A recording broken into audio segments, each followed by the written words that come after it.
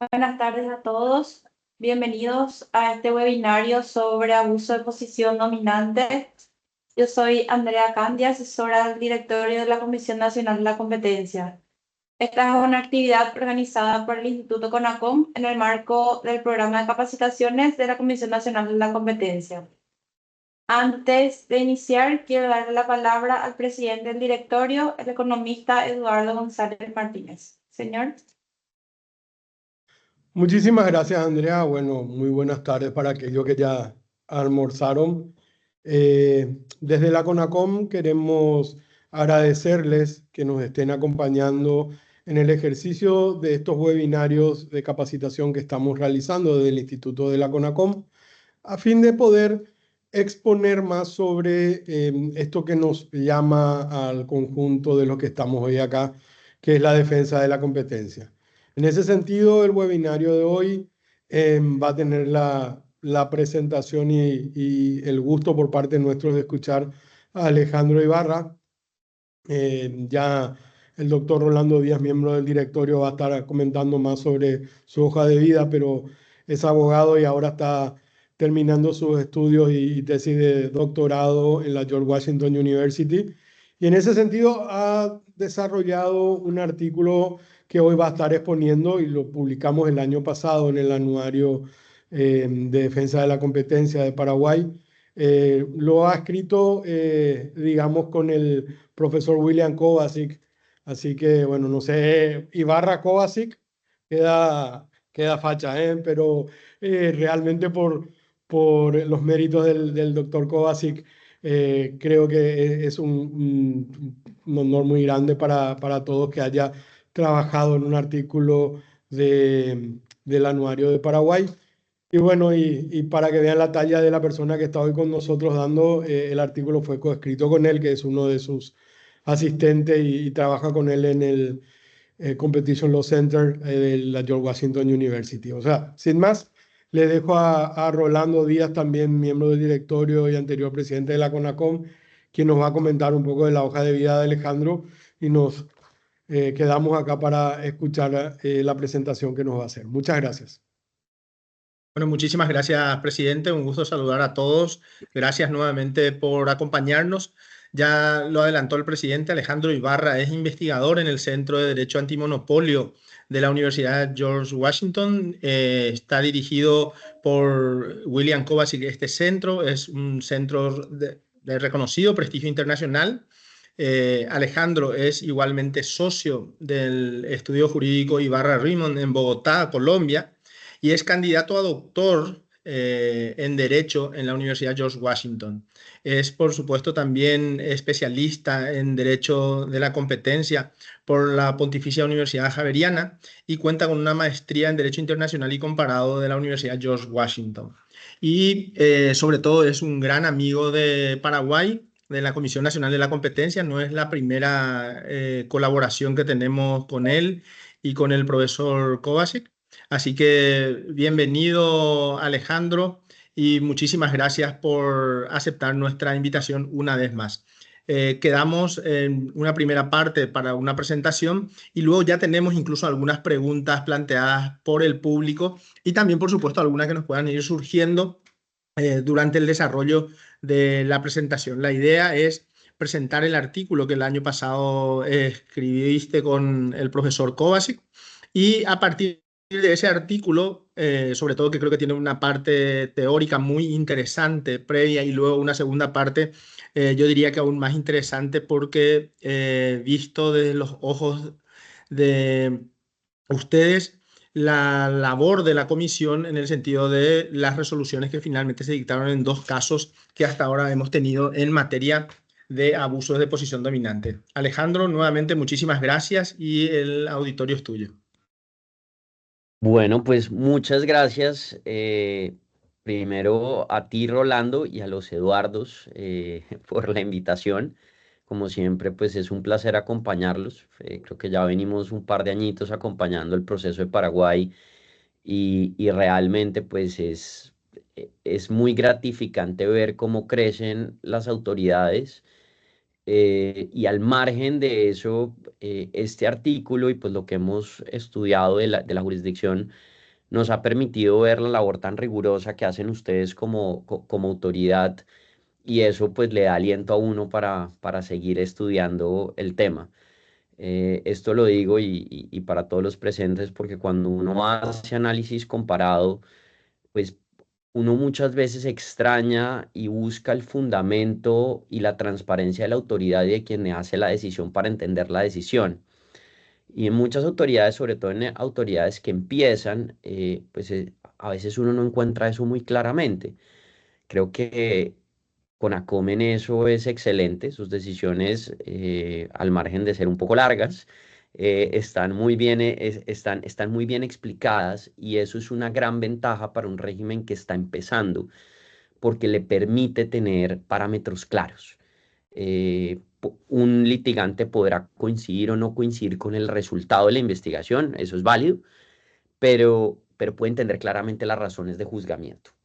Y eso yo creo que es esencial, lo que no pasa necesariamente en todos los regímenes. Entonces, con esa introducción y con el agradecimiento de que me hayan invitado, pues la presentación básicamente que voy a hacer, lo que hace es resumir el artículo. Mi idea, ni más faltaba, es entrar a dar, como le decía Rolando, una cátedra de derecho de abuso de posición de dominio, sino un poco mostrar unas diferencias comparadas y, por supuesto, mucho menos entrar a enseñar derecho paraguayo a quienes ya aquí ya están.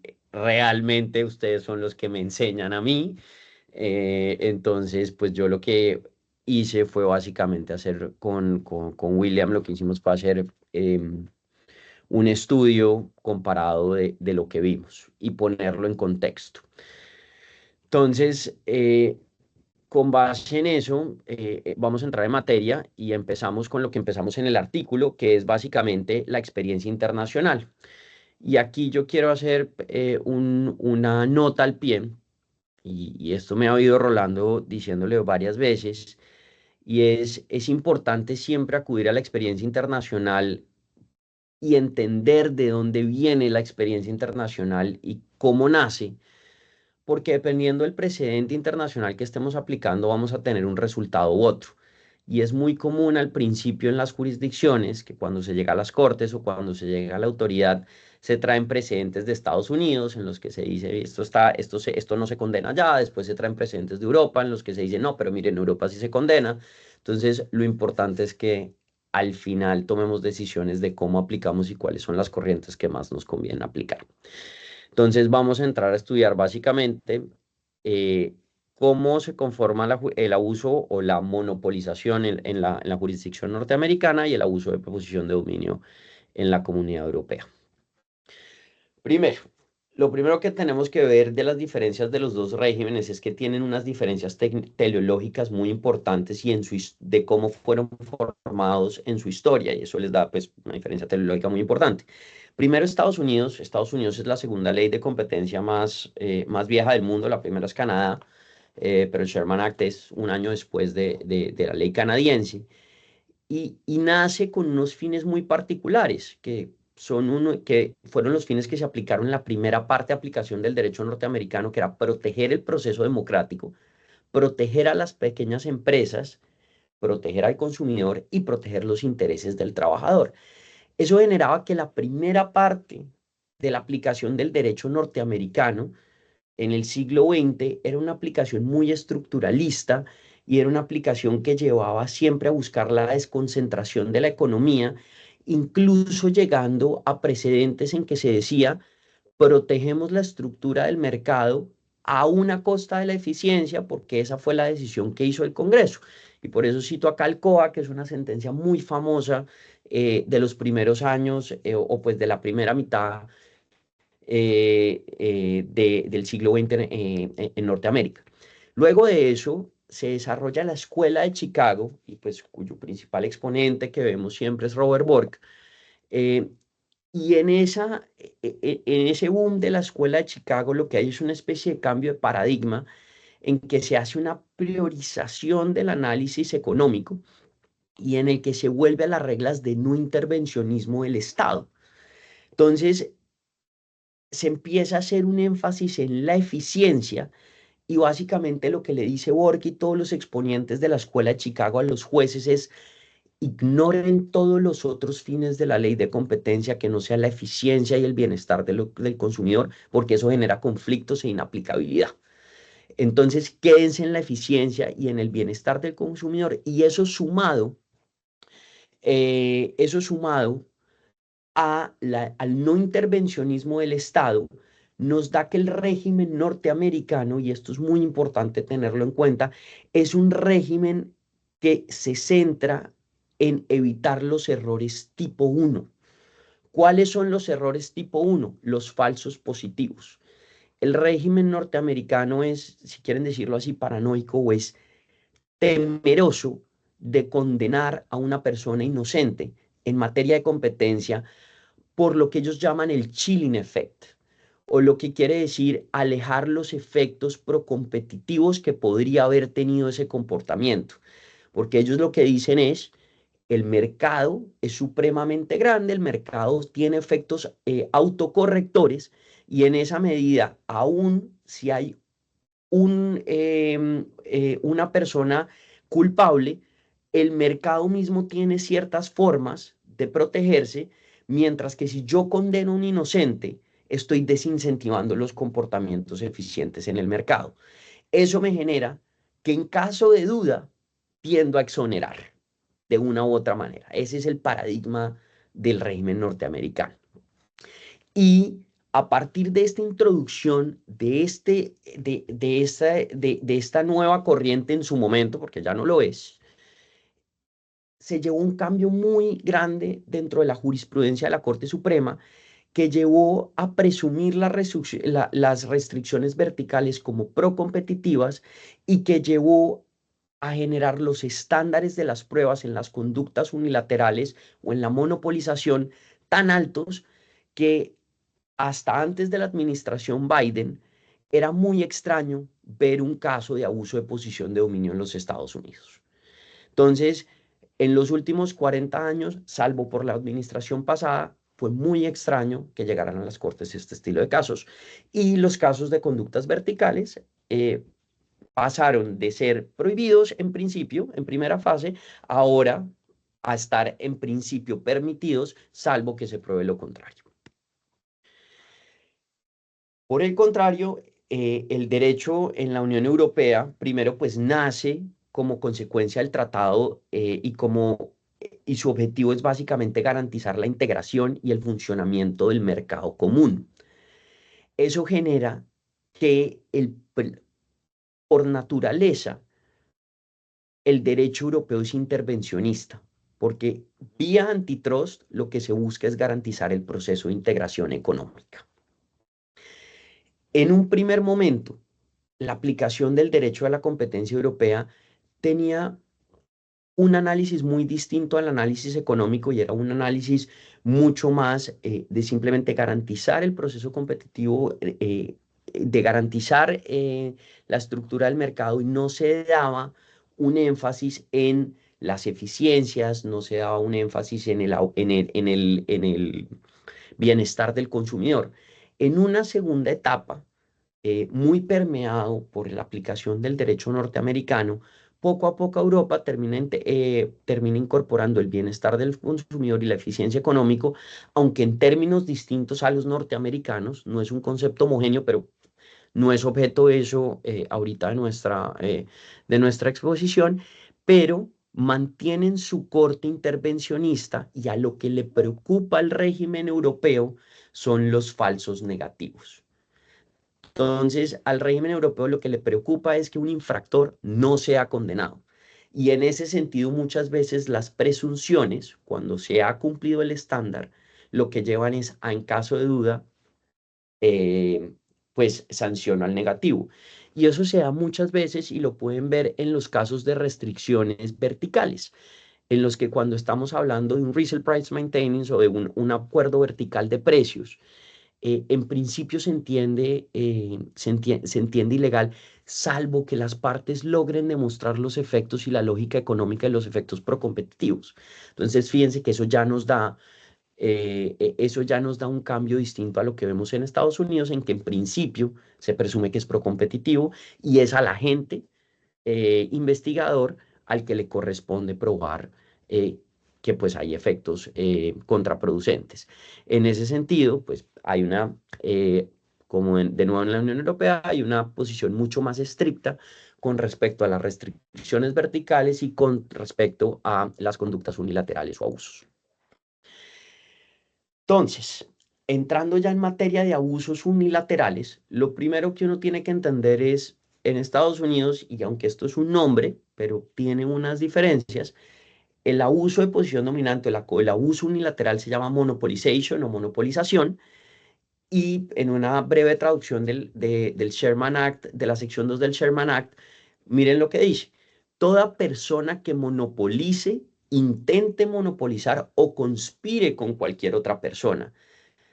Entonces, fíjense que es un ámbito de prohibición en principio un poco más amplio de lo que estamos acostumbrados en nuestro derecho continental o en nuestras legislaciones que normalmente venimos de corte europeo, en la que se dice se prohíbe el abuso de la posición dominante. En este caso, fíjense que es un verbo de se prohíbe monopolizar y se prohíbe el intento de monopolización. Entonces, eso ya nos da un ámbito mucho más amplio y aquí en Estados Unidos se han dado casos de lo que ellos llaman el conspiracy para monopolizar, en el que cuando se ponen de acuerdo para monopolizar el mercado unos agentes, es posible que sean sancionados esos agentes, y eso se dio en los casos de tabaco. No se trató por Sherman Act Section 1, pues, pero además de Sherman Act Section 1, se fue por el Sherman Act Section 2 por un intento de monopolizar el mercado. ¿Qué es importante? En el caso de la monopolización, las presunciones estructurales, que es a partir, y la presunción estructural es básicamente la participación del mercado a partir de la cual se entiende que puede haber poder de monopolio, está en el 70% en principio. Y aquí tenemos entre el 50 al 70, es porque las cortes han considerado que a partir de un 55% en principio podría haber poder de monopolio. Sin embargo, la probabilidad es baja cuando uno tiene un 55% de mercado.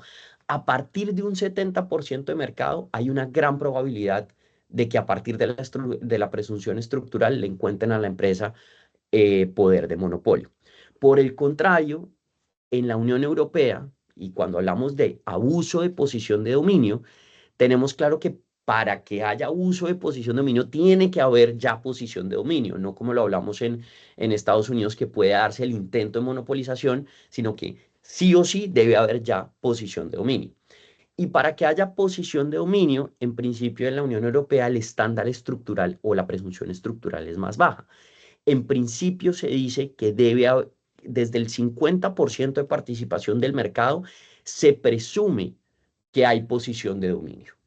Sin embargo, es posible, y así lo ha dicho el tribunal y así lo ha dicho la comisión, que puede inferirse la posición de dominio a partir de cuotas de mercado del 25%. Y con esto quiero ser claro, porque en la presentación está, no estoy diciendo que a partir del 25% se presume la posición de dominio, sino que a partir del 25% es posible, del estudio del mercado y con otros factores, empezar a encontrar lo que sería la posición dominante. Ahora, a partir del 50% se presume que hay posición dominante. Y con eso quiero ser claro en lo que es ya la presunción estructural. Entonces, las diferencias no solo se dan en el momento del encontrar lo que se llama o poder de monopolio o posición de dominio, sino también en las prohibiciones. Entonces, la primera, lo que uno podría decir es, toda conducta que se considera un acto de monopolización en principio se considera un abuso de posición de dominio, pero no todo abuso de posición de dominio necesariamente va a ser considerado una monopolización. Es decir, normalmente los estándares y la prohibición es más amplia. Esto solamente tiene una excepción y es la que ya hablamos anteriormente, que es que la monopolización se puede dar por intento de monopolización. Ese sería el único caso en que una monopolización no sería considerado abuso. Entonces empecemos con las prohibiciones. El primero que genera una gran diferencia son los precios supracompetitivos o los abusos explotativos. En Estados Unidos, por definición, no se consideran ilegales los abusos explotativos. ¿Por qué? Porque se considera que cuando un monopolista se ha ganado el mercado de manera legítima, ese monopolista se ha ganado el derecho de cobrar los precios de monopolio, porque esa es la renta que se gana por haber competido legítima y eficientemente y ser el mejor del mercado. Y además de eso, si el monopolista sube los precios, lo que se está dando es una indicación al mercado para que nuevos actores intenten entrar a ese mercado. De forma que esos precios supracompetitivos, en principio lo que terminan es incentivando la entrada de nuevos consumidores, de nuevos competidores al mercado y generan una suerte de efecto autocorrector del mercado. Por el otro lado, en la Unión Europea, los precios supracompetitivos están prohibidos. Es un tipo que se utiliza de manera muy residual o de manera muy excepcional. Tiene que ser un precio groseramente alto y lesivo. Y usualmente se hace en sectores esenciales como el farmacéutico, el médico, eh, y realmente es un tipo que genera muchas veces muchas críticas porque definitivamente yo creo que yo no he encontrado la primera persona que le pueda decir uno, a partir de este momento realmente el precio es supracompetitivo. Entonces lo que terminan haciendo es aplicando el test de United Brands para mostrar que de manera general el precio se sale de todas topes y a todas luces, y ahí es que se aplica la prohibición de precios anticompetitivos. ¿Cuál es la discusión general? Es, de nuevo, muchas veces se dice las autoridades de competencia no están bien equipadas para regular precios y por eso este tipo es supremamente contencioso. Yo creo que es un tipo que vale la pena tener en la legislación. Claramente en Europa ha sido la manera, y en Inglaterra, ha sido, no solo en la Unión Europea, sino en Inglaterra, ha sido la manera en que se han contrarrestado los abusos principalmente en farma, pero debe serse muy cuidadoso porque una mala aplicación no solamente puede lesionar, no solamente puede lesionar a los agentes, sino genera unos incentivos de no innovación y de no competir fuertemente. Entonces, digamos que es un tipo que siempre debe darse de manera muy residual. La negativa unilateral a contratar es es otro de los ejemplos en los que hay una gran diferencia. En principio, en la Unión Europea, las empresas que tienen posición de dominio tienen, un deber especial de comportamiento de no lesionar a los que la competencia y a los que tienen al lado. Y dos, se ha reconocido la doctrina de facilidades esenciales, que es básicamente cuando un monopolista tiene una facilidad que es necesaria para competir, debe dar acceso a ella. Por el contrario, en Estados Unidos no existe un deber positivo de conducta, es decir, ese deber especial de comportamiento no se predica de una empresa con posición de dominio y por el contrario, la Corte, especialmente en el caso de Trinco, dijo que la doctrina de facilidades esenciales, si bien no ha sido rechazada, tampoco ha sido reconocida por la Corte Suprema en Estados Unidos, lo que en principio nos da a entender que hasta la fecha no hay aplicación efectiva de la doctrina de facilidades esenciales en Estados Unidos. ¿Eso en qué nos deja? Que en principio, para uno aplicar una negativa unilateral a contratar en Estados Unidos, no solamente se requiere que el bien sea esencial, no solamente se requiere todo lo que ya hemos visto todo lo que ya se ha visto en la Unión Europea, sino además se requiere tratamientos previos. ¿Qué quiere decir tratamientos previos? Que el monopolista ya hubiera accedido a contratar con otros agentes del mercado o con un agente del mercado y que de manera sorpresiva y sin razón aparente, más allá que sacar a su competidor o sacar a un agente del mercado, decidiese interrumpir el suministro. Entonces, fíjense que es un estándar mucho más alto. Por el contrario, en la Unión Europea, el solo hecho de que el insumo sea esencial y que no haya una justificación objetiva para negar el acceso a ello, ya implica que esto termina siendo sancionado. Eso ha llevado a que en caso de telecomunicaciones, en la Unión Europea se ha sancionado y se ha exigido el acceso a las redes de telecomunicación, mientras que en Estados Unidos, de nuevo en el caso de Trinco, la Corte lo que dijo es: no hay un deber objetivo o un deber positivo de contratar, y en esa medida el operador de red no tiene por qué dar acceso a su red a un competidor. Esto no solamente aplica para dar acceso o para la contratación misma, sino para la contratación a precios competitivos. No hay un deber en Estados Unidos de contratar a precios competitivos. En principio, el pricing está completamente determinado por la persona, y de nuevo, si ya se viene haciendo, la única manera de sancionar ese estilo de casos en Estados Unidos, o al menos bajo el precedente actual, es que se venga tratando al competidor de una manera determinada y se dé un cambio abrupto. Esa es una de las grandes diferencias en negativo unilateral a contratar. En precios predatorios, el test de Estados Unidos requiere un estándar probatorio mucho más alto que el test de la Unión Europea. En principio, en la Unión Europea lo único que uno requiere para probar los precios predatorios es probar que se está vendiendo por debajo de los costos. Normalmente se ha entendido que los costos son los costos variables, aunque ahí se admite discusión, y que esa venta por debajo de costos se dé por un largo periodo de tiempo, o se dé por un periodo de tiempo determinado.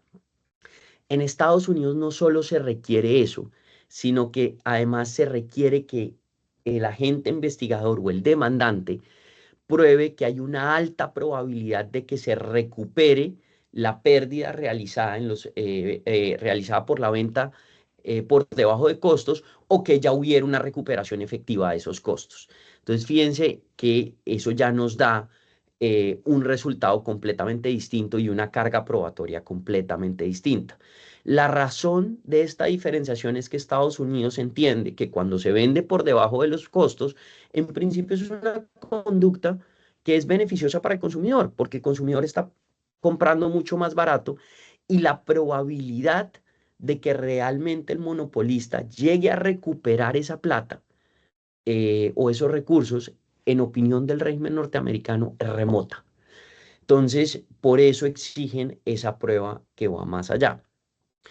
Esto admite varias consideraciones, especialmente en economías pequeñas, como la paraguaya o como la colombiana, donde vengo yo, en el que, y lo vamos a ver más adelante, en el que la disponibilidad de entrada de los agentes y de los recursos no es tan grande como en un mercado como el norteamericano.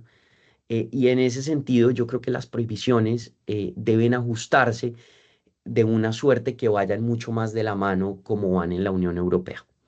Entonces, yo creo que en este punto los precios predatorios es, en principio, al menos en jurisdicciones como las nuestras, exigir la prueba de la recuperación no tiene mucho sentido, porque el solo hecho de que la persona ya esté vendiendo por debajo de los costos durante un gran periodo de tiempo no necesariamente va a llevar a que se recuperen los costos, pero puede estar desincentivando la escasa entrada la entrada de agentes al mercado en nuestros mercados, que ya de por sí usualmente es escasa. Adicionalmente a eso están los abusos en mercados conexos. En la Unión Europea, con el solo hecho de que haya posición de dominio y abuso o una conducta injustificada en un mercado conexo que ya genera un efecto, ya eso hace que la conducta sea sancionable, lo que se llama en principio foreclosure. En Estados Unidos, uno no solo tiene que tener poder de monopolio en el mercado aguas arriba o aguas abajo, en el mercado principal, sino que además la teoría de daño tiene que alegar que va a haber una monopolización en el mercado conexo. Es decir, no es suficiente con causar efectos o causar el desplazamiento de un competidor o de un agente en el mercado correlacionado o conexo, sino que tiene que además mostrarse que hay una alta probabilidad de monopolización. Si no, no es posible tener un abuso en mercado conexo. Y eso pues es importante tenerlo en cuenta, porque eso nos cambia completamente la presunción. Finalmente, frente a remedios, es curioso, en Estados Unidos el juez tiene una libertad de configuración de remedios mucho mayor. ¿Y por qué? Pues porque es el juez. eh, el juez en este sentido es casi omnipotente. La agencia debe solicitar los remedios y el juez puede establecer remedios estructurales de comportamiento, puede obligar en el licenciamiento y muchos de los casos más viejos, pero pues, se puede ver incluso pues el último caso reciente de remedios, aparte del caso de Google que se está ahorita debatiendo todo el asunto. Fue el caso de AT&T, que en ese solamente hubo de remedios estructurales, y luego el caso de Microsoft. Entonces, fíjense, hay toda esa suerte de remedios, pero están los casos de licenciamiento, en el que además el juez dice cómo debe licenciarse, y hay una suerte de provisiones en el que es un remedio muy detallado y casi que lo que llaman los europeos un remedio regulatorio. En la Unión Europea, la Comisión tiene una limitación mucho mayor. En principio, desde la norma misma se prevé que los remedios de comportamiento deben privilegiarse. En Estados Unidos pasa lo mismo en el sentido de que se privilegian normalmente los remedios de comportamiento, pero no es una exigencia legal, es un tema mismo de análisis del juez. Mientras que en la Unión Europea se privilegia primero el remedio menos invasivo por norma, luego se puede ir al remedio estructural y en principio los remedios regulatorios están prohibidos. De suerte que la comisión no puede decirle al agente investigado, y estamos hablando de remedios en conductas, no en integraciones, en ese sentido, no puede decirle al agente investigado, no puede decirle, usted tiene que hacer las cosas así, así, así, así, sino le dice, absténgase de hacer esto, absténgase de hacer lo otro, porque hay un principio de que el agente tiene disposición de hacerlo como él mejor le convenga, siempre y cuando no restrinja la competencia. Entonces, los remedios regulatorios en principio están prohibidos en la Unión Europea. Consideraciones respecto de los países en desarrollo y las economías pequeñas. Todo esto que venimos viendo, al final lo que nos muestra es que hay una libertad de configuración muy grande. Uno, cuando se redacta la ley y dos, cuando se van a aplicar las prohibiciones. Porque ninguna ley es lo suficientemente detallada para no darle hasta cierto punto a la autoridad un margen de interpretación que le permita modular la aplicación de la ley. En ese sentido, tanto en la redacción como en la aplicación de la ley, es muy importante considerar que en los países en desarrollo y en las economías pequeñas normalmente se encuentran mercados altamente concentrados. Y eso se deriva del hecho de que las economías o los mercados no pueden sostener varios competidores produciendo o compitiendo de manera eficiente. Si se tuvieran muchos competidores, normalmente lo que termina produciéndose es economías de esa escala y lo que se quiere en un mercado, al menos en una economía de mercado, es fomentar que haya economías de escala, fomentar que cada vez haya una mayor eficiencia y que eso se traduzca en mejores bienes para el consumidor. En ese sentido, es importante tener en cuenta que ya de por sí un efecto de desconcentrar la economía, como muchas veces lo quieren los norteamericanos o como muchas veces lo quiere el régimen europeo, en una economía como la paraguaya o como la colombiana, es difícil, porque encontrar o sea, que ustedes me muestren un mercado, al menos los mercados grandes, en el que hay más de 10 agentes en el mercado, es usualmente raro. O sea, normalmente hay 4 productoras de cementos, hay 4 o 5 bancos. Es extraño tener el dinamismo que uno va a encontrar en mercados tan grandes como puede ser el mercado norteamericano o el mercado europeo. Lo otro son las barreras a la entrada, también usualmente son muy altas, hay baja disposición al capital y por eso hay bajo nivel a la inversión y el costo regulatorio, usualmente son regulaciones que estamos adaptando y que por ende son ineficientes y nos piden muchos requisitos que hacen más caro o que requieren permisos para hacer negocios. Entonces, todo esto es importante porque lo que quiere decir es que el proceso o la autoridad de competencia no puede ver esto de manera aislada, sino que debe entender que su objetivo primordial debe ser buscar que se genere competencia y eficiencia en el mercado. ¿Por qué? Porque los objetivos de la ley de competencia tienen que estar alineados con el proceso de desarrollo en nuestros países. No tiene mucho sentido uno buscar simplemente que hayan muchos competidores en el mercado y que la gente no pueda acceder a los bienes a un buen precio y una buena calidad. De nuevo, la competencia no es un fin en sí mismo, sino es un mecanismo para lograr los objetivos del Estado. Por eso, respecto de eso, nosotros hacemos unas consideraciones y es que en la aplicación de la ley de competencia, las jurisdicciones en desarrollo y los mercados pequeños deben en principio primar comportamientos que aumenten la oferta y la producción en el mediano y en el largo plazo. ¿Por qué? Porque eso necesariamente va a deprimir los precios y va a generar una mayor calidad y va a generar, y va a generar un crecimiento económico. Debe primar la eficiencia sobre la rivalidad. De nuevo, a mí no me interesa, y con esto quiero ser claro, no estamos diciendo que ahora estamos proponiendo que debe primar coludirse porque es eficiente, no, pero estamos hablando de prácticas unilaterales. Uno debe entender que la práctica que es eficiente, que da un mejor aprovechamiento de recursos, que genera un mayor output, que genera una mayor innovación y, una mayor oferta, debe tener prevalencia por simplemente buscar una desconcentración cuando nuestros mercados no pueden albergar muchos competidores. Sobre todo cuando hay bajas barreras, cuando hay altas barreras de entrada. En ese sentido, el foco debe estar en castigar barreras de entrada que se erijan por los particulares, que sean injustificadas y que no generen, ninguna eficiencia o que la eficiencia que genera no contrarrestre realmente los daños que genera. Y finalmente, debe haber un enfoque en que se trasladen los beneficios al consumidor. Y eso no solamente, y eso muchas veces se ve en los tests en integraciones, pero también se puede ver en las investigaciones en conductas unilaterales cuando se hacen settlements o se cierran por garantías. Las condiciones que la autoridad impone para cerrar la investigación son supremamente importantes para buscar que esos beneficios se trasladen al consumidor.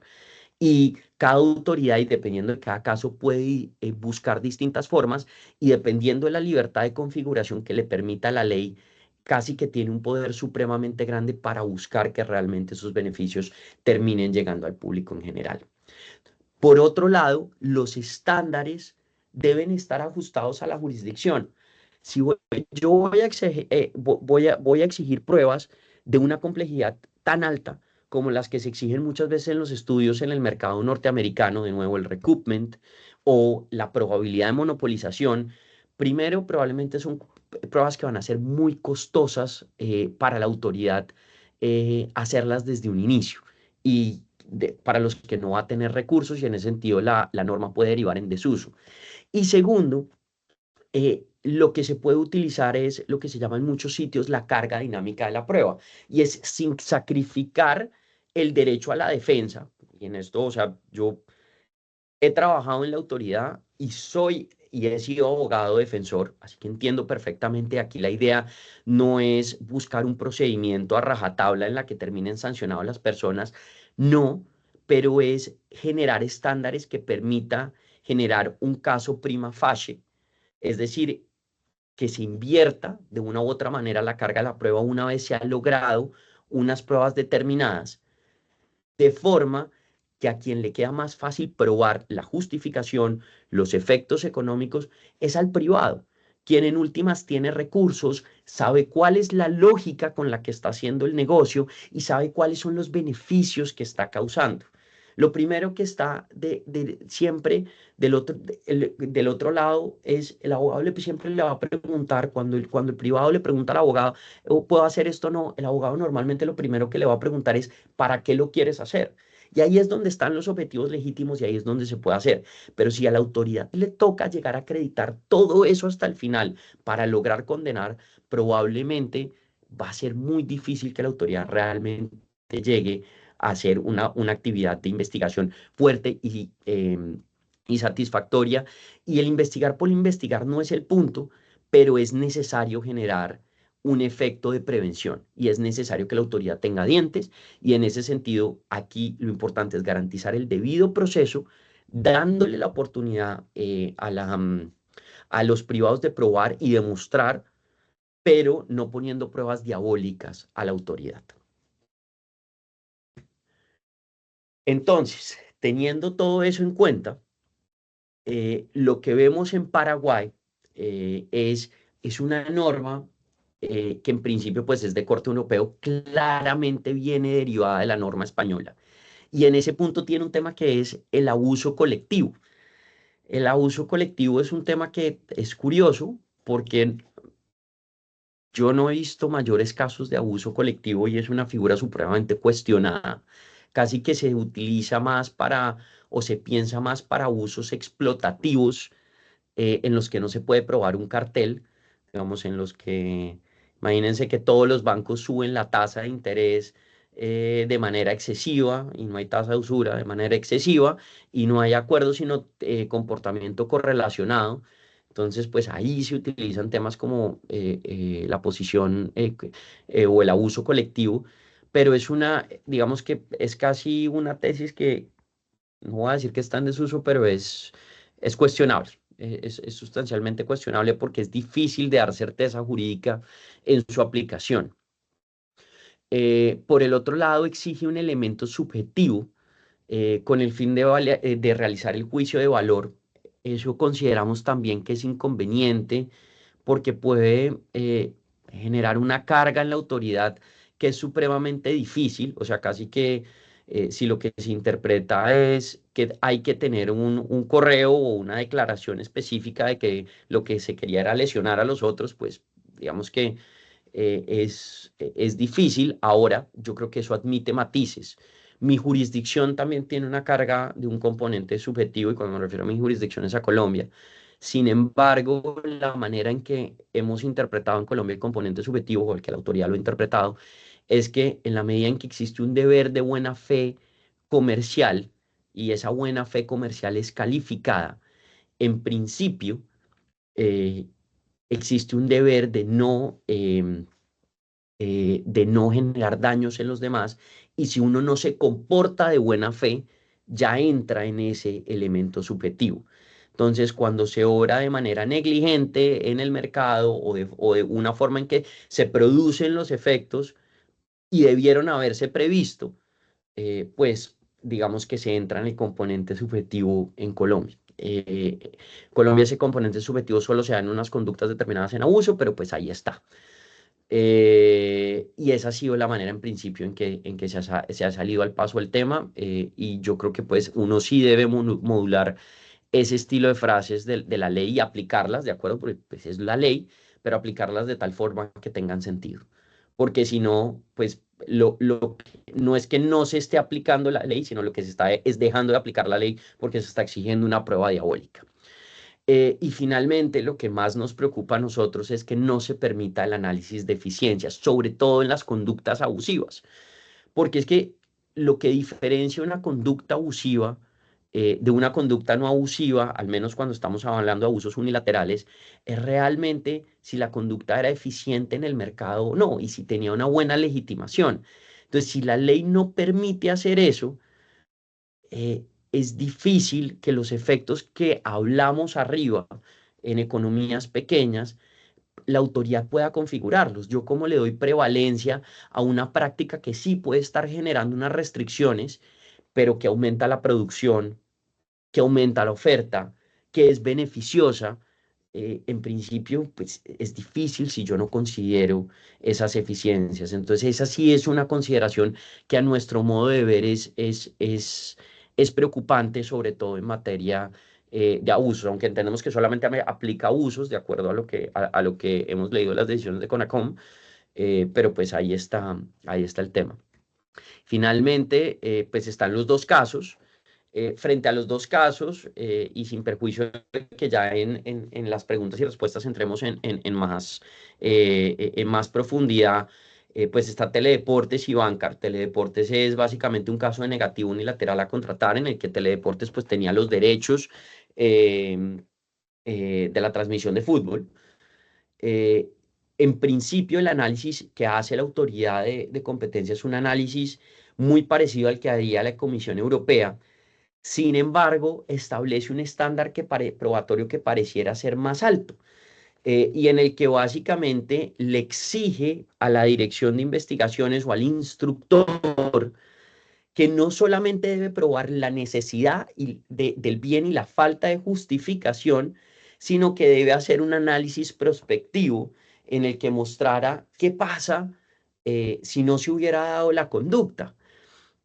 Eso a nuestro parecer, si bien pues muestra una suerte de garantismo de la autoridad, lo que es muy loable, a nuestro parecer impone una carga muy alta para el ente instructor, porque si el ente instructor ya logró demostrar que no hubo justificación, que no hay una justificación en principio legítima, o que no hay una aparente justificación legítima, que el bien era necesario, pues en principio quien tiene la posibilidad de mejor probar eh, s- cuáles serían las ventajas si la práctica hubiera seguido, o cuál sería el escenario si la práctica se hubiera dado, pues es el privado. Exigirle a una autoridad con recursos limitados hacer este tipo de análisis en cada uno de los casos, pareciera que básicamente pues lo que tiene, no hay ningún margen, eh, o sea, no hay ningún margen para que el privado pueda probar en contrario, sino simplemente le toca probar todo por el contrario a la autoridad. Y creemos que en ese sentido el margen, pues el estándar de la prueba podría ser un poco más bajo, no con el fin de sancionar, sino con el fin de invertir la carga de la prueba de tal forma que el privado pueda probar y decir, no, venga, yo sí tengo una justificación, o mire que este hubiera sido el comportamiento. Ahora, de nuevo, eso hay que mirarlo dentro de si es posible o no es posible probar eficiencias. Esto en todo caso en la Unión Europea, ese caso en la Unión Europea muy probablemente hubiera sido sancionado sin la necesidad de ese estándar más alto, salvo que la parte hubiera demostrado la justificación legítima. Entonces, pues por eso, como lo vemos, pues no está demostrado que sea un comportamiento más eficiente. En principio, pues en la parte, por eso nuestra primera interpretación es que de pronto vale la pena revisar ese estándar de tal forma que no haga la aplicación nugatoria de la norma. Y Bancar, pues Bancar prácticamente es un caso en el que el estándar aplicado, y pues es un caso que básicamente habla de condiciones injustificadas o condiciones discriminatorias, y en ese sí realmente el estándar es muy parecido al de la Unión Europea. Un poco más lo que nos generó curiosidad es que el análisis se hace más desde los efectos, mientras que normalmente la Unión Europea se enfoca más en la justificación de la conducta, pero realmente ahí el estándar sí va muy de la mano. Entonces, pues creo que para no extenderme más, que ya me extendí de por sí un montón, eh, lo dejo ahí y si quieren entramos en materias de las preguntas porque pues se me fue la mano. No, muchísimas gracias, Alejandro. Muy interesante la presentación. De hecho, tenemos ya algunas preguntas del auditorio y puedo leerte algunas que ya nos habían pasado incluso en algún caso previamente. Y con eso Claro. vamos viendo un poquito los temas, si te parece. La primera dice, puntos de vista respecto de la posición para consolidarla como dominante, ¿no? Entiendo que lo que está buscando José Nasser, el que nos pasó esta consulta, es cuál es un poco, profundizar un poquito más allá de los datos que ya señalaste, de los datos estructurales, ¿no? De la estructura del mercado, sobre todo focalizada en las cuotas de mercado, ¿no? A los cuales ya hiciste referencia y marcaste un poco las diferencias entre el régimen europeo, el régimen americano, y bueno, y también alguna referencia que has hecho a la jurisprudencia de la comisión. No sé si sobre eso podrías profundizar un poquito más, Alejandro, sobre qué Claro, otros sí, criterios se deberían tomar en sí, cuenta para sin ningún valorar. problema. En principio, o sea, y aquí nos enfocamos en esos porque esa era la diferencia un poco más grande entre el concepto de monopolización y el concepto de abuso de posición o de posición de dominio. Pero definitivamente para determinar la posición dominante y la monopolización, las dos, es necesario tener una suerte de factores mucho más amplios. Para empezar, hay que empezar por las barreras de entrada, tanto legales como económicas. Y pues en las económicas me refiero también a las geográficas. Es muy claro que uno puede tener una participación y el tipo del bien también. Es muy claro que uno puede tener una participación del 90% en el mercado, pero si está frente a un mercado completamente contestable, en el que la entrada es muy sencilla y en el que la elasticidad pues es toda, entonces pues uno tiene que empezar a ver si realmente hay posición de dominio o no hay posición de dominio. Y eso hay que verlo también de cara a las exportaciones. Entonces hay bienes que son sustancialmente homogéneos y que son muy sencillos de exportar. Eh, Pensemos en papel. Ustedes pueden tener una productora de caja, podemos tener desde papel, podemos tener o cualquier, que simplemente la importación no tiene mayores aranceles. Entonces, pues, para hacer resumido esto hay que mirar barreras de entrada,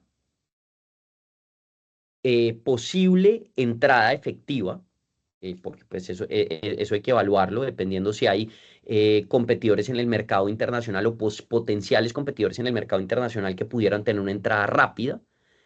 Eh, También pues el establecimiento de una industria, si es posible, si no hay costos hundidos, pero pues hay que mirar la temporalidad. Hay que tener en cuenta el poder de compra. Cuando estamos hablando de una gente que vende o que compra, porque esto puede darse oligopolio, monopsonio o monopolio, pues hay que verlo, el countervailing power, que se llama en inglés. Y pues básicamente esos son los factores esenciales que se tiene, barreras de entrada y poder y contestabilidad del mercado en el sentido de poder de compra. Sí, solo por sumar un poquito, Alejandro, nosotros hemos tenido algunos casos aquí en Paraguay en los que se han declarado no dominante a empresas que podrían tener un 70%, por ejemplo, de cuota de mercado, teniendo en cuenta la fase del mercado, la fase de desarrollo del mercado en el momento del análisis, ¿no? Y por supuesto, casos en los que las cuotas de mercado han sido inferiores al 50%, usando un poco la referencia que señalabas antes, pero la suma de otros factores, como las barreras de entrada y otros a los que hiciste referencia, sin embargo, se ha llegado a la convicción de que existía una posición dominante en el mercado, ¿no? Bueno, No, paso. y eso está perfecto y solo déjame hacer una nota, es Sí. en países como los nuestros que tenemos comercio regional especialmente, o sea, pues tenemos acuerdos de libre comercio con muchas cosas, pero Ujú. tenemos comercio regional, ustedes pues están metidos en su parte de Mercosur, nosotros en región andina, todo eso hay que mirar porque hay una gran fluctuación de comercio en el que hay bajas, entonces a veces hay que mirar un poco más, pero también hay que tener en cuenta y en eso siempre voy a hacer mucho énfasis en que nuestro análisis de contestabilidad y de entrada al mercado no puede ser igual que en la Comunidad Europea y en Estados Unidos, porque definitivamente la posibilidad de entrada en esos mercados es mucho mayor. Entonces tenemos que mirarlo siempre de cara a nuestros mercados. Ya, gracias Alejandro. Voy a la siguiente pregunta. ¿Cuáles son los criterios para determinar si existe abuso o no debido a la posición? Entiendo que la referencia es algunos criterios, o sea, ¿qué podríamos entender, además de lo que ya has señalado y sobre todo, yo sé que has hecho algunas diferencias, sobre todo en cuáles son algunos casos de abuso, como la cuestión de precios o la obligación de contratar, entre otros, o los precios predatorios, pero otros tipos, supongo que si podrías profundizar en algún otro para atender a esta pregunta, ¿no? Miren, y en esto me voy a referir a un tema muy general, porque digamos, hay jurisdicciones que tienen listas taxativas y hay jurisdicciones que no tienen listas taxativas. Eso pasa. Entonces, hay una cosa que es característica en todos los abusos y es lo que se llama el rising rival cost, subir el costo de competir del rival, bien sea para entrar al mercado o bien sea para continuar en el mercado. Entonces, cuando yo tengo posición de dominio y genero de manera injustificada un aumento en el costo del rival a competir o de un posible rival a entrar, en ese momento estoy abusando de mi posición de dominio. Se requiere posición de dominio y abuso. Y el abuso quiere decir un acto que sea ilegítimo o un aumento en el costo de competencia que sea injustificado. Y cuando me refiero a injustificado es muy importante, porque cuando yo produzco como monopolista o como agente dominante de economías de escala, yo estoy elevando el costo de competencia de mi competidor, porque le estoy imponiendo competir cada vez más eficientemente. Tiene que llegar a economías de escala para poderme competir, pero eso es legítimo, porque se está beneficiando la sociedad en general. Ahora, si lo que yo hago es firmar contratos de exclusividad con todos mis distribuidores, con todos los distribuidores que hay en el mercado, lo que le estoy es imponiendo al que pueda entrar o al que va a entrar, formar una red de distribución completamente nueva, que eso no tiene mucho sentido. No sé si con eso respondo o si quieres, porque si no, aquí nos podemos quedar en caso, más caso, más caso, pero Sí, no, está bien. Yo creo que sí, Alejandro, de cualquier forma sigue abierto el espacio, con lo cual la persona que nos hizo la consulta, si creo oportuno profundizar, todavía tiene algún tiempito para avanzar sobre el tema. Pero te paso y solo una otra... cosa, y eso en Sí, abusos exclusorios, porque en abusos explotativos, pues hablamos, pues en abusos explotativos no se aumenta el costo de competencia del rival, sino lo que se hace es, pues, es explotar al consumidor. Entonces ya eso es otra cosa. ya. Gracias. Te paso otra pregunta. Dice, ¿cómo pueden definir cómo se pueden definir los mercados para establecer la dominancia en los mercados donde opera una plataforma de dos lados? Bueno, primero, hay varias, ese es uno de los temas actuales más difíciles. Y casi que en la Unión Europea y en otros lados se han generado distintas tesis para evitar irse por el abuso de posición de dominio, justamente porque es difícil probar la posición de dominio en plataformas muchas veces. Entonces, cuando estamos hablando de mercados de dos lados específicamente, depende de dónde estés. En Estados Unidos está el fallo de American Express que te dice que debe haber efectos netos, es decir, que debe haber posición de dominio en uno de los mercados y que el efecto en los mercados de dos lados debe ser, debe darse en los dos lados. O sea, tiene que haber un efecto en los dos lados. Y además de que debe haber un efecto en los dos lados, el balancing test, es decir, que los pros no superen, o sea, que sea más restrictivo el acto que pro competitivo, debe darse así en los dos lados. En Estados Unidos ese fue el fallo de American Express, y pues no, es un fallo que ha sido supremamente discutido y criticado, porque pues realmente lo que dicen es, pues, no, ¿por qué tiene que haber en los dos lados el asunto? En la Unión Europea yo creo que es mucho más sencillo. Yo no he visto que en la Unión Europea se aplique una suerte American Express, sino de nuevo, con el hecho, al final cuando tú tienes mercados de dos lados, lo que tienes son mercados de una u otra manera, mercados correlacionados. Y lo que tú terminas es pasando la posición de dominio de un lado al otro. Y mientras eso sea así, generes un efecto, pues está bien. El problema está en la determinación del mercado. Y entonces, cuando estamos hablando de plataformas, ya no solo en mercados de dos lados, sino en ecosistemas.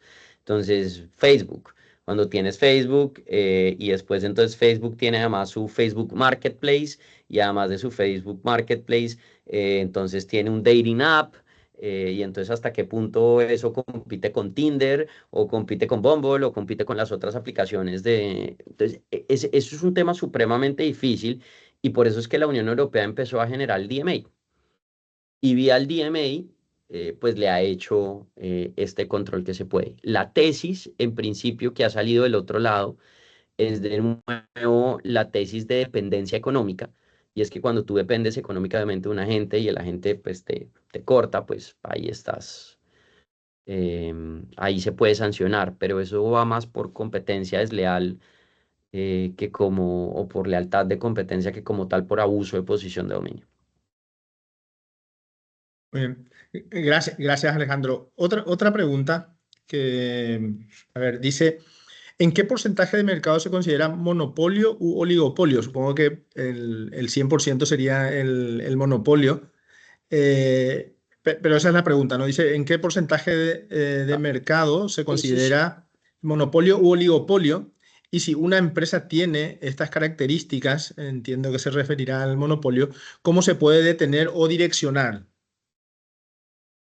es súper importante esa pregunta para dar claridad conceptual.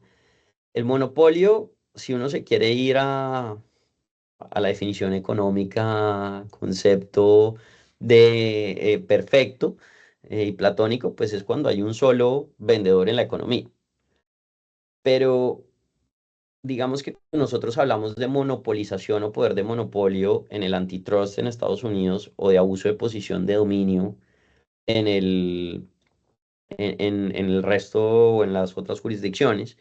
No estamos refiriéndonos necesariamente a esa noción de monopolio, sino nos estamos refiriendo a un agente que tiene tal poder de mercado que se puede comportar de manera independiente al resto de sus competidores y que de una u otra manera sus competidores van a depender de lo que esa persona haga, porque no hay mucho más que hacer. Si eso configura un concepto de monopolio o no respecto de la teoría específica, eso es otra cosa. En Pero realidad, digamos que Alejandro, sí, Alejandro, perdona, pero en realidad podríamos estar hablando, que entiendo que también va por ese camino, de una conducta monopólica o de monopolización más que de la existencia propia del y allá, monopolio en sentido estricto de ese 100%, ¿no? A y eso nos allá referimos, iba. ¿no? Y allá iba. O sea, una cosa es la existencia del monopolio o de un agente con un poder de mercado sustancialmente grande y con una participación de mercado grande, y otra cosa es el abuso. Y salvo muy pocas legislaciones, y que creo que están erradas, y eso es así, eh, prohíben el monopolio en sí mismo. El monopolio en sí mismo no es malo, el monopolio en sí mismo puede ser eficiente. Y cuando me refiero que puede ser eficiente es que incluso puede ser la única solución para el arreglo de un mercado. Y les pongo un ejemplo de un acueducto. Ustedes no quieren tener 5 redes de acueductos en una misma ciudad, porque no tiene mucho sentido. Ni quieren tener 5 redes de electricidad que pasen exactamente por el mismo sitio en la ciudad, porque pues no tiene mucho sentido tampoco. Es costoso, no genera, o sea, no, lo que genera es contaminación. Entonces eficientemente tener, o sea, el monopolio en sí mismo puede ser bueno en muchos casos y no solamente en estos que les estoy diciendo, sino en especial en nuestras economías en las que no nuestra economía es pequeña y a veces es mejor tener uno o pocos productores. Entonces, ahí lo que se sanciona es el abuso. El monopolio no es malo en sí mismo. Cuando vamos al concepto de oligopolio, el oligopolio lo que quiere decir es que tienes pocos agentes en el mercado, todos con una alta participación o con una participación similar, y usualmente lo que termina pasando es que esos oligopolios se dan en mercados en que el bien es homogéneo, es decir, en que es un sustituto perfecto y en que se genera un comportamiento interrelacionado. ¿Y a qué me refiero con un comportamiento interrelacionado? Yo, una persona no puede subir el precio si el otro no lo hace. Y otra persona no puede bajar el precio o otra persona no puede mantener el precio si el otro lo baja. ¿Y por qué? Les voy a poner el ejemplo clásico, es el cemento. El cemento es exactamente el mismo producto donde ustedes lo miren. No hay diferencia en la calidad del cemento. Si al cemento se le sube un peso o un guaraní, en un lado, pues la gente va a comprar el cemento más barato. La demanda es completamente. Entonces, los productores de cemento no puede simplemente uno llegar y decir, yo subo el precio lo que me dé la gana, porque la gente no le va a comprar. Entonces, los oligopolios, y eso es muy importante tenerlo en cuenta, generan lo que se llama el comportamiento interrelacionado y generan dinámicas de líder-seguidor. Entonces, si uno sube el precio, usualmente el otro muy rápidamente va a responder, porque dice, pues si este subió el precio, pues yo puedo estar ganando más por mi producto. Lo mismo, si uno baja el precio, muy rápidamente el otro va a responder, porque si no empieza a perder ventas. Entonces, las dinámicas de lo que es un mercado monopólico o un mercado que está afectado por una empresa que tiene posición de dominio son completamente opuestas a las dinámicas de un mercado oligopólico en el que los competidores son completamente interdependientes. Ya. Muchísimas gracias, Alejandro. Tengo otra pregunta, pero no quiero dejar a medias la de Daniel. No sé si se considerará él totalmente respondido con la pregunta que hicimos Daniel Ríos, que nos escribió. Esto tenía una segunda pregunta que decía, a propósito de los monopolios y oligopolios, si una empresa tiene una de estas características o alguna de estas características, ¿cómo se puede detener o direccionar? Dice, ¿no?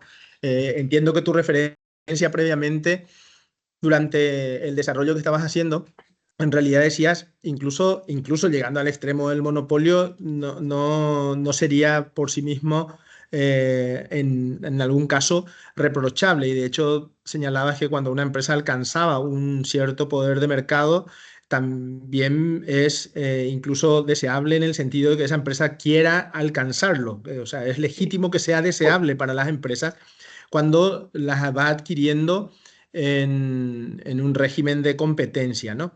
Pero aquí entiendo que se está refiriendo efectivamente a la condición de monopolio y a la condición de mercado de oligopolio, y dice cómo se puede detener o direccionar. Supongo que cuidar más que nada que no se produzcan conductas o que no sean unos incentivos para la producción de conductas o prácticas restrictivas en la competencia. Ahí hay varias cosas. La primera, frente al monopolio o frente al abuso de posición de dominio o frente al agente dominante, frente al monopolista o al agente dominante, la manera de controlarlo es el abuso. Y uno ve los abusos, pues, o sea, técnicas normales de investigación y lo que tenemos, todos los tipos que están en la ley paraguaya. O sea, cuando una empresa de esas incurre en una conducta, hay que entrar y sancionar. Y eso es lo más importante. Y obviamente hay que valorar, pues yo sé que no se pone en la norma paraguaya, pero normalmente se valorarían eficiencias versus efectos restrictivos. El gran problema de control, y que es el dolor de cabeza de todas las autoridades del mundo, son los oligopolios. Porque los oligopolios pueden generar comportamientos coordinados sin necesidad de comunicación. Cuando tenemos mercados homogéneos, que son sustancialmente transparentes, de nuevo lo que hablábamos, un cementero sube el precio un poquito y el otro va a subirlo inmediatamente. Entonces se da una seguida de precios. Ahí lo difícil es para la autoridad comprobar que hay un acuerdo, porque ahí es, o sea, lo que llaman los gringos tacit collusion, sí, lo que llaman los norteamericanos tacit collusion, y que básicamente en la mayoría de nuestras jurisdicciones, pues sí le dicen colusión tácita, pero en últimas es probar un acuerdo por medios de prueba indirectos. Porque lo que terminamos haciendo es buscando lo que dicen los norteamericanos factores plus, que en últimas son indicios, indicios económicos que nos permiten inferir que la única manera en que estos agentes se hubieran comportado así es por un acuerdo, porque su comportamiento económicamente es irracional. Entonces, hay una suerte de factores plus, como por ejemplo que baje el costo y el precio siga subiendo, eh, encontrar alguna comunicación o hacer el mercado más transparente de lo que ya es sin necesidad. Por ejemplo, sale uno a decir en publicidad, en prensa, la semana siguiente voy a bajar el precio o cosas así por el estilo, publicaciones. Entonces, ese estilo de cosas dan a entender que se está transparentando más el mercado y pueden dar a inferir un acuerdo. Pero controlar el comportamiento oligopólico es supremamente difícil porque lo que se necesita es evidencia y esa evidencia usualmente es difícil y el mercado muchas veces podría producir en un comportamiento económico perfectamente legítimo esos mismos efectos. Por eso es que lo que hablábamos al inicio sean tesis como el abuso de la posición colectiva conjunta, porque del abuso de la posición de dominio colectiva, de tal suerte que si los oligopolistas se van ya muy, se les va a la mano y empiezan a cobrar ya muy alto, entonces dicen precios excesivos colectivos por abuso de posición colectiva. Eso no es muy ortodoxo, no tiene mucho sustento económico, pero ahí está esa tesis. Ya. Y Alejandro, a propósito de la tesis de dominancia conjunta, que lo tenía aquí anotado justamente para hacerte una consulta,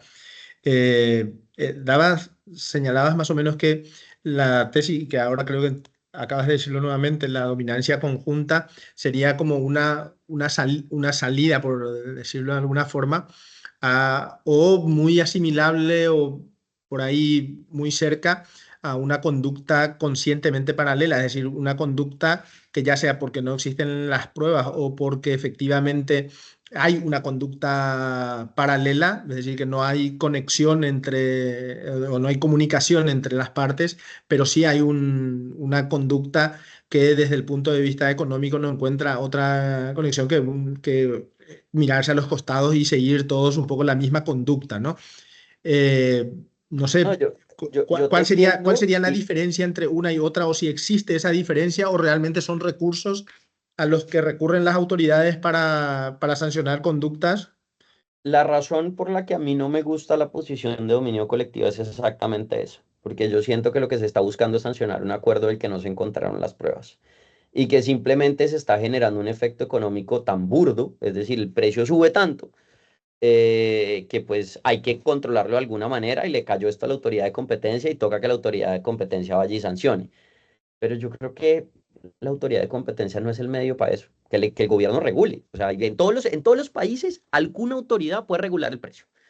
Y yo creo que si lo que pasa, si lo que terminó pasando es que tenemos unos oligopolistas que están subiendo el precio así y no hay prueba de un acuerdo, yo creo que pues, no es una buena práctica de la autoridad simplemente decir no pruebo el acuerdo, no hay tesis de daño, se comportaron económicamente razonablemente, pero te sanciono por abuso de posición de dominio colectivo porque lo que estás haciendo es sacar rentas del consumidor.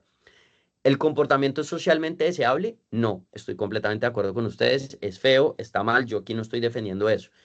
Lo que estoy cuestionando es si realmente es algo que genera certeza y si desde el punto de vista jurídico y si hay una tesis realmente de daño desde el punto de vista económico para que la autoridad de competencia realmente entre a sancionar.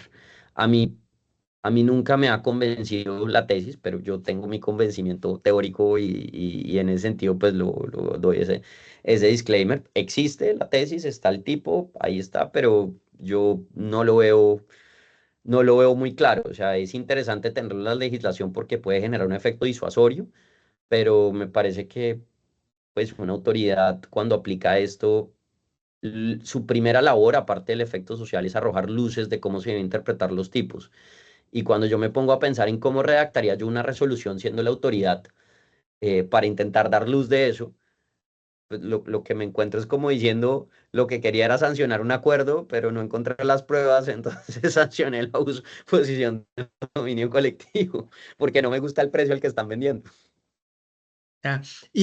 Yendo un poco a los acuerdos o a las conductas paralelas o a los acuerdos tácitos, señalaste antes que evidentemente por su propia definición, estos acuerdos no son explícitos, pero son producto o se puede llegar a la conclusión o se podría llegar a la conclusión de que existen en la medida en que se desarrollen pruebas económicas, ¿sí? Analizando las conductas y que como consecuencia de esas conductas se alcance la convicción aunque no con una prueba física, material, no está el papel en el que hayan suscrito el acuerdo de subir o bajar precios, pero la conducta no encuentra una explicación u otra explicación razonable más que ese acuerdo tácito o expreso, ¿verdad?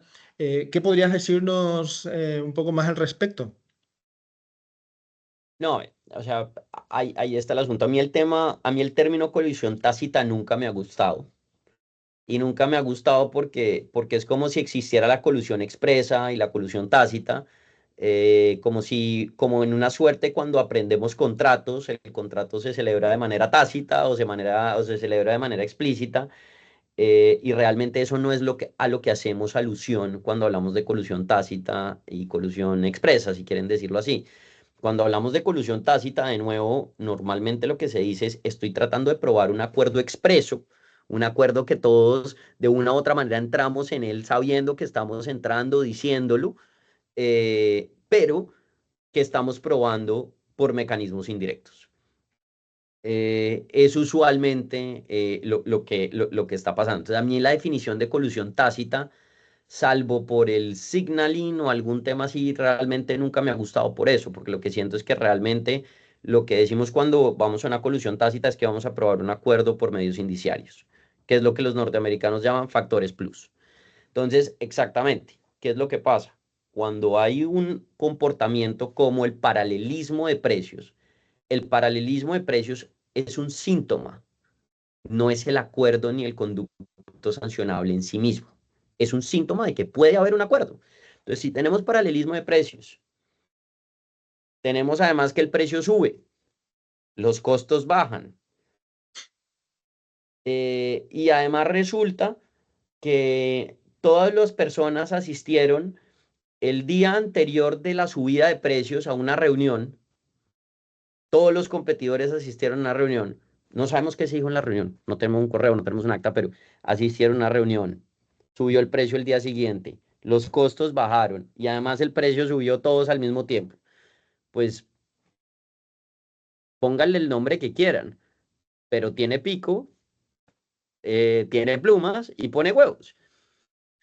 Sí, entonces, en definitiva, no hablar de una conducta o de un acuerdo eh, tácito, en realidad lo que estamos hablando es de que los medios probatorios no son medios directos, Sino pero indirectos. igualmente válidos para definir o para considerar probado una conducta que sigue siendo la misma, el acuerdo.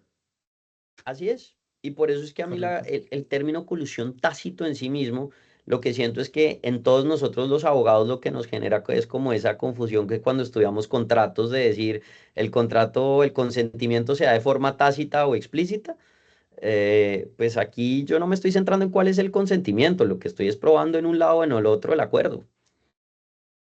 Sí, perfecto. Pues muchísimas gracias, Alejandro, estamos un poco cerca del tiempo y todavía tenemos algunas preguntas. Si te parece, te Sin ningún traslado problema. otra. ¿Existe algún tipo de Cuando diferenciación estuve en Paraguay doctrinal? me dieron comida para un año, entonces puedo seguir sin almorzar. Todavía sigues en deuda, entonces. Todavía sigo lleno. Aprovechamos para comentar a quienes nos están acompañando hoy que en octubre te vamos a tener presencialmente, así que vamos a tener más oportunidades de seguir preguntando, así que pueden seguir anotando lo que hoy no podamos responder. Vamos a seguir teniéndote en unos meses más por aquí, así que te comprometemos desde ya. Ah, ya Otra estaremos. pregunta. ¿Existe algún tipo de diferenciación doctrinaria entre la teoría de insumos esenciales, ¿sí? Con el concepto de must have, o estos podrían utilizarse como sinónimos? Yo creo que insumos esenciales es un must have. Es que, o sea, pues no, me tocaría investigar al respecto. No, no tengo en la cabeza, no se me viene nada en la cabeza, pero en uno y en otro caso, o sea, cuando tú estás, y me imagino que el contexto es en la venta, en el refusal to deal o la negativa unilateral a contratar, pues tú tienes que tener un bien necesario. Si tú no tienes un bien necesario, pues no hay afectación a la competencia en sí misma. No tengo en la cabeza si hay alguna diferencia, desde el punto de vista de pronto hay algún teórico que lo diferencie, pero no se me viene a la cabeza. Entonces, y creo que el efecto práctico, no estoy seguro si tendría algún efecto Sí, práctico. tendría alguna diferencia, claro. Perfecto, perfecto. Paso a otra pregunta. ¿Existen casos De reconocidos de empresas? pronto, el must have, Sí, y pensándolo así, el must have puede ser en un poco cuando hablamos de fútbol. Hay muchos programas distintos, pero hay ciertos productos que te dan una demanda diferenciada y que aunque, o sea, que son necesarios para tenerlo. Entonces, de pronto, cuando uno piensa en un insumo esencial, de pronto estás pensando en un insumo esencial de un producto que estás haciendo. Mejor dicho, necesitas llantas para hacer carros. Eso puede ser un insumo esencial, y un must have puede ser como tener el fútbol en la parrilla, en la parrilla de televisión. Si no tienes el fútbol, pues vas a tener una caída. O por ejemplo, si no tienes Visa, y solamente puedes tener Mastercard, pues cuando te van a pagar, pues estás perdiendo el 60% de tus ventas o el 50% de tus ventas, dependiendo de cuánto represente Visa. Entonces, digamos que de pronto un must have puede ser como algo que es necesario para competir, pero no para hacer el bien. Eso se me está ocurriendo, pero pues como estoy pensando en cuándo lo he visto como insumo esencial o como un must have. ya, perfecto, perfecto, perfecto.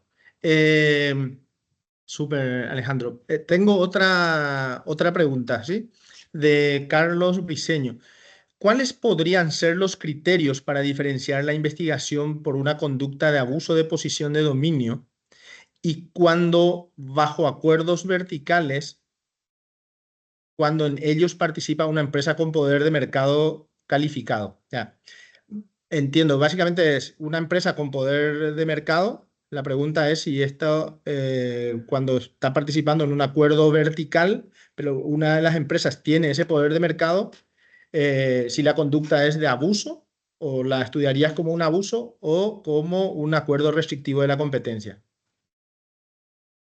Esa es una pregunta muy simpática, porque yo siempre me he hecho la misma pregunta. Me toca decirle a Carlos que le voy a regalar una bolita de cristal. Pero si yo fuera la autoridad, es un tema de tesis de daño, creo yo. O sea, realmente es un tema de tesis de daño, de cómo la autoridad, los que han estado alguna vez en una autoridad de competencia, o los que han estado en el servicio público, en una autoridad investigadora, se habrán dado cuenta que uno siempre tiene varias maneras de lograr la misma investigación. La primera función de uno como autoridad es lo que es la imputación jurídica. Ya uno una vez tiene los hechos, es bueno, ¿y yo por dónde encuadro esto?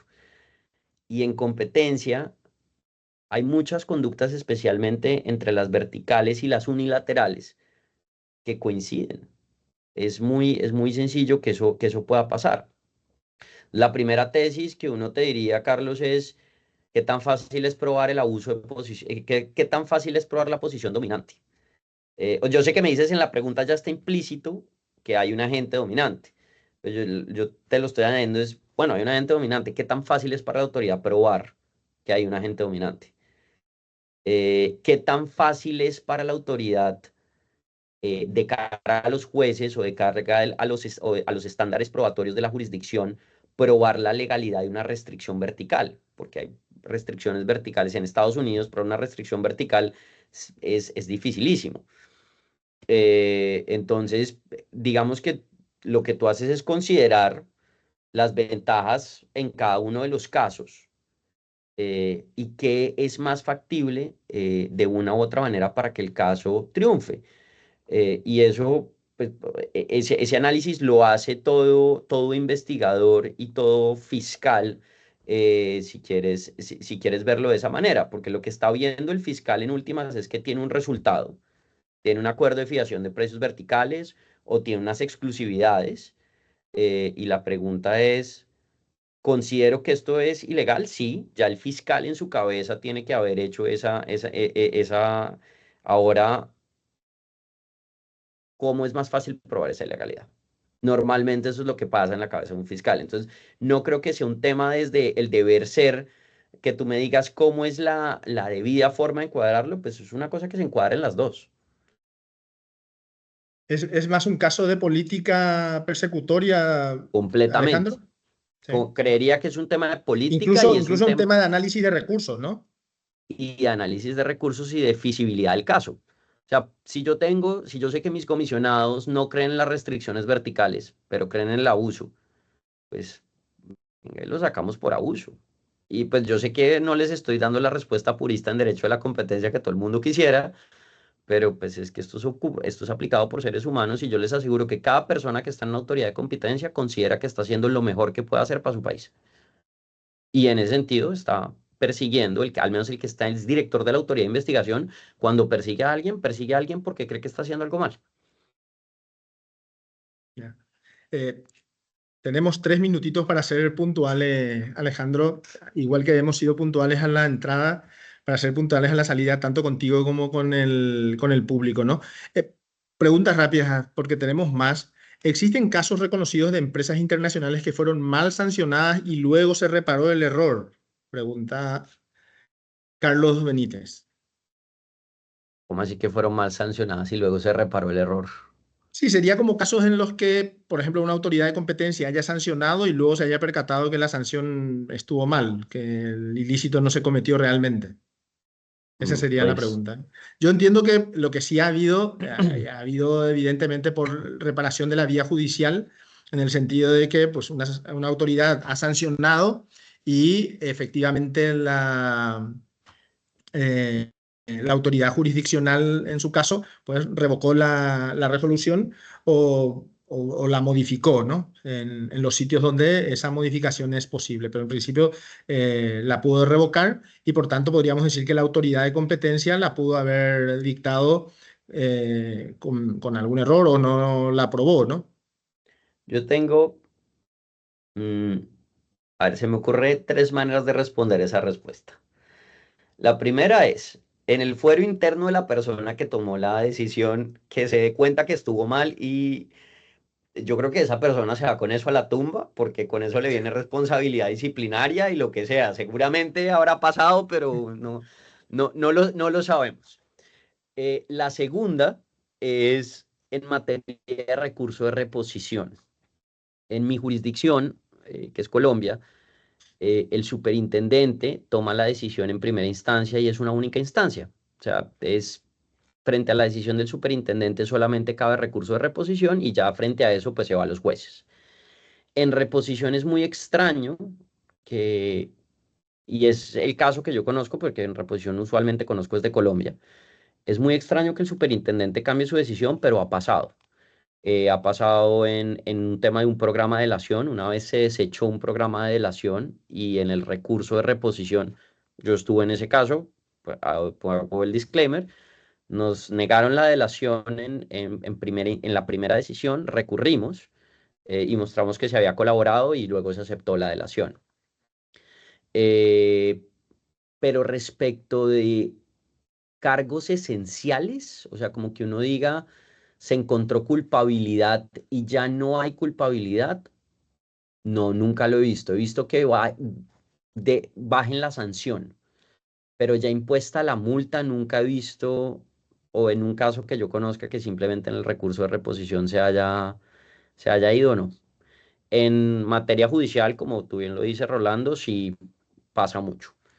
Y no lo digo de Colombia, sino cuando me refiero pasa mucho, es lo ve uno en todas las jurisdicciones, en muchos casos. Y digamos que, de hecho, hay una frase popular y es que si la autoridad le confirman el 100% de o el 90% de sus casos, quiere decir que está siendo poco riesgosa,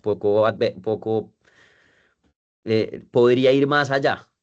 Si ya la autoridad le devuelven todos, entonces ya se está yendo, ya se está yendo muy allá. Entonces, como que el equilibrio que se busca siempre es como un 70-80, como hay entre un 60-80 de que la autoridad vaya y tenga un apetito de riesgo y que le rechacen uno.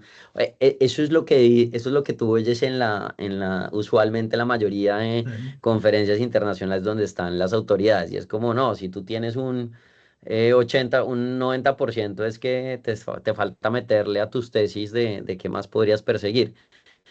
Además, eh, Ahora, yo creo que eso tiene excepciones. Colombia yo creo que es una autoridad, no digo muy riesgosa, pero es una autoridad que toma riesgos y aún así le configuran, le creen los jueces. Y en parte eso se debe, creo yo, a que los jueces, la autoridad hace bien las cosas. O sea, yo creo que de manera general la superintendencia, pues yo tengo diferencias con ella y al mismo tiempo estoy de acuerdo en otras, pero también creo que de manera general hay una falta de conocimiento del juez. Y al haber una falta de conocimiento del juez tan grande, el juez se limita a hacer una revisión procesal. Yo en Colombia conozco nada más 4 fallos que hacen una revisión de fondo de la superintendencia. Y eso pues dice mucho. Ya. Ahora es el momento en que te toca preguntar cuál es el ratio No, no, de- eso Eso no lo vas a preguntar en público. Fenomenal. siento que es como preguntarle a una mujer la edad. Eh, Hay cosas que no se preguntan. Pero bueno, los que conocen el ratio ya saben dónde nos estás ubicando, entonces, en cuál de los extremos, porque sí te puedo decir que estamos en uno de los extremos. Bueno, sobre No, todo porque ya... pero ustedes acaban, pero lo que pasa es que, a ver, ustedes tienen, su ley es su 2013. aplicación, no su ley es del 2016. Su aplicación empieza en el 2016, van a cumplir el otro año 10 años. Paciencia, o sea, uno no puede volar, hay que caminar antes de volar. Hay que caminar antes de volar. Estamos en ello, estamos en ello. Mira, Alejandro, es que estamos muy justos de tiempo, no queremos abusar de tu tiempo, pero no sé si me permites Sí, sí, sí, una no hay preguntita problema. más porque tengo varias, ¿sí? Dice, ¿cómo afecta el abuso de posición dominante a las MIPYME y a los nuevos entrantes o a los nuevos entrantes? Ese es el dolor más grande. Ese es justamente el dolor más grande, que el problema es, especialmente en nuestras economías pequeñas, como lo veníamos hablando, generar nueva empresa es muy difícil, y generar nueva inversión es muy difícil.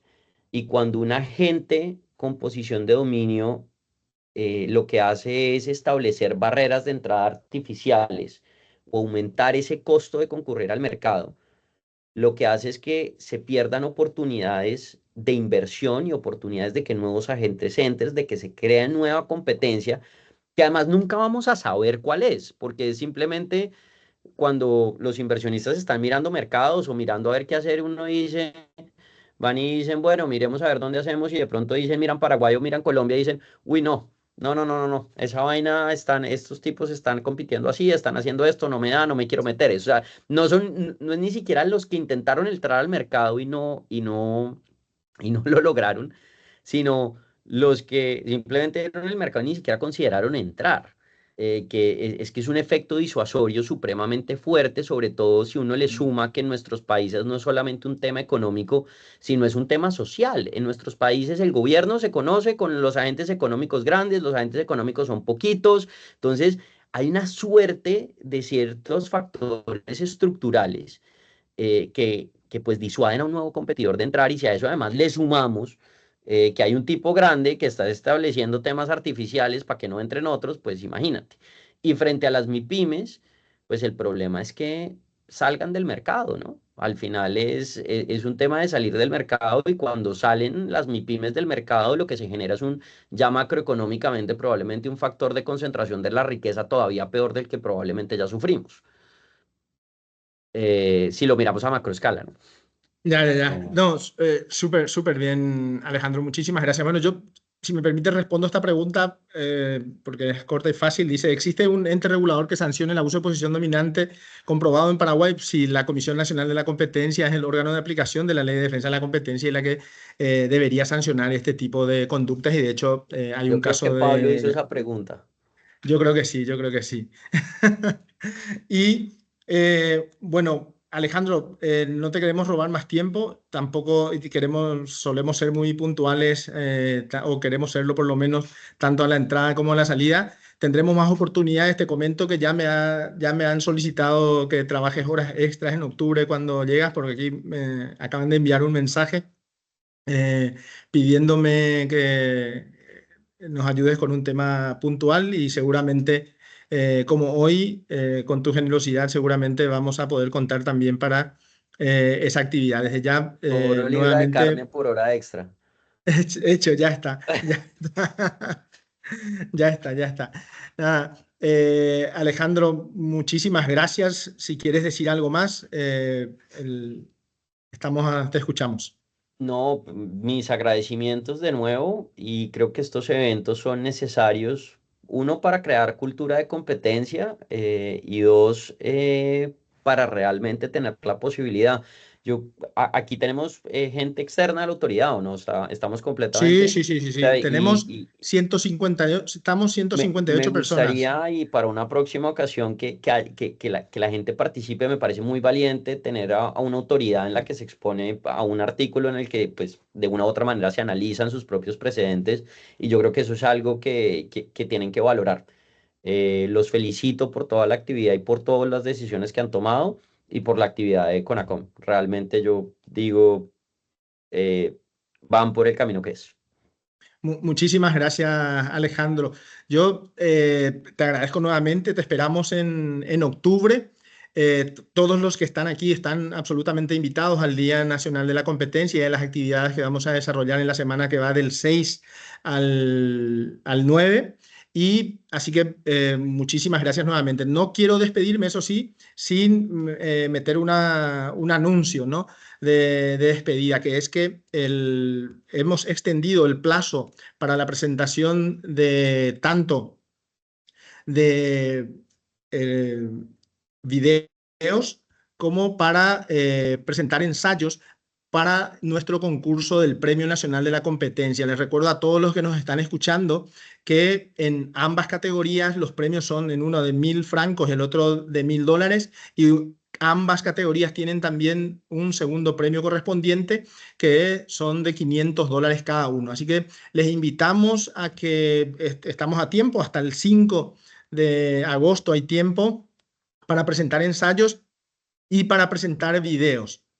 Videos explicando de la forma en la que crean oportuna cuáles son los beneficios de la competencia.